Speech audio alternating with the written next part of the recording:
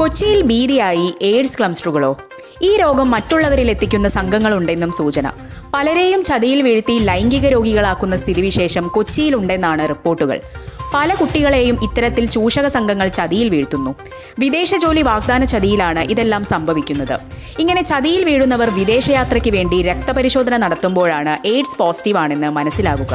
ഇങ്ങനെ നിത്യദുഃഖത്തിലായ നിരവധി പേർ കൊച്ചിയിലും പരിസരത്തുമുണ്ടെന്നാണ് വിലയിരുത്തൽ. ഇതിൽ ചിലർ തങ്ങളുടെ രോഗം മറ്റുള്ളവർക്ക് നൽകാൻ ശ്രമിക്കാറുണ്ട്. രോഗം മറച്ചുവെച്ച് പലരെയും പ്രണയചതിയിൽ വീഴ്ത്തി രോഗം പകരുന്ന തരത്തിൽ ഇടപെടൽ നടത്തുകയാണ് ഇവരുടെ രീതി. ഇതിലൂടെ കൂടുതൽ പേർ എയ്ഡ്സ് പോസിറ്റീവാണെന്ന അവസ്ഥയുണ്ടാകും.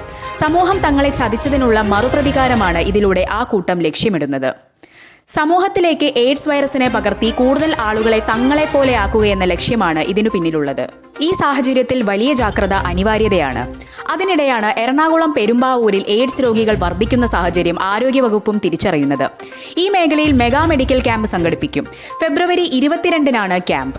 ആരോഗ്യ ഉത്സവം എന്ന പേരിൽ നടത്തുന്ന ക്യാമ്പിൽ പരമാവധി അന്യസംസ്ഥാന തൊഴിലാളികളെ പങ്കെടുപ്പിക്കാനും സമഗ്ര ആരോഗ്യ പരിപാലനവുമായി ബന്ധപ്പെട്ട ബോധവത്കരണവും മെഡിക്കൽ ചെക്കപ്പും നടത്താനും തീരുമാനിച്ചിട്ടുണ്ട്. പെരുമ്പാവൂരിൽ 10 മലയാളികളും സ്ത്രീകളും അടക്കം 27 പേർക്ക് എയ്ഡ്സ് സ്ഥിരീകരിച്ചതായാണ് പെരുമ്പാവൂർ താലൂക്കിലെ ആരോഗ്യവകുപ്പ് വിഭാഗം നൽകുന്ന കണക്ക്.